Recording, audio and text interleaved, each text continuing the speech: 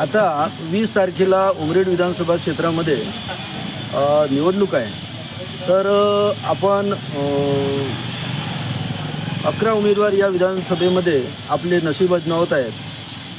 आणि भारतीय जनता पक्ष महायुतीचे उमेदवार आहेत सुधीर पारवे, काँग्रेसचे उमेदवार आहेत संजय मेश्राम, त्यानंतर अपक्ष उमेदवार आहेत प्रमोद खर्डे. तर यांच्यामध्ये आपण भारतीय जनता पक्षाचे जिल्हा महामंत्री म्हणून आपण आपली भूमिका कशी मांडाल? सर्वप्रथम तुमच्या चॅनलला नमस्कार. सगळ्यात महत्त्वाचा मुद्दा असा आहे की निकाल जवळपास लागलेला आहे.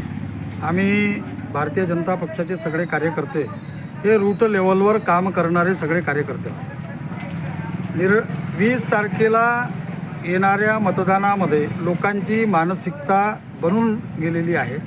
महायुतीच्या सरकार, डबल इंजिनचं सरकार महाराष्ट्रामध्ये आलं पाहिजे ही जनसामान्याची भावना आहे. मी ज्या भागामध्ये राहतो त्या भागामधले रस्ते, आंबोऱ्याला झालेला कोटी रुपयाचा पूल, याच्यातून निर्माण होणारा रोजगार, या सगळ्या गोष्टी लोकांनी पाहिलेल्या आहेत. आणि लोकांना आशा आहे की जर समजा आपण भाजप महायुतीच्या उमेदवाराला मतदान करून जर निवडून दिलं, त्याला विधानसभेत जर पाठवलं, तर निश्चितपणे आपल्या भागाचा विकास झाल्याशिवाय राहणार नाही. आणि त्यामुळं आमचे जे उमेदवार आहेत सन्माननीय सुधीरजी पारवे साहेब, ज्यांना प्रशासनाचा अनुभव आहे, स्वभावाने अतिशय चांगला उमेदवार आहे, अर्ध्या रात्री 24 तास फोन उचलून कार्यकर्त्यांच्या समस्या सोडवण्याची धमक आहे, आणि एक अतिशय चांगला उमेदवार म्हणून त्याची प्रचिती गावखेड्यामध्ये आहे.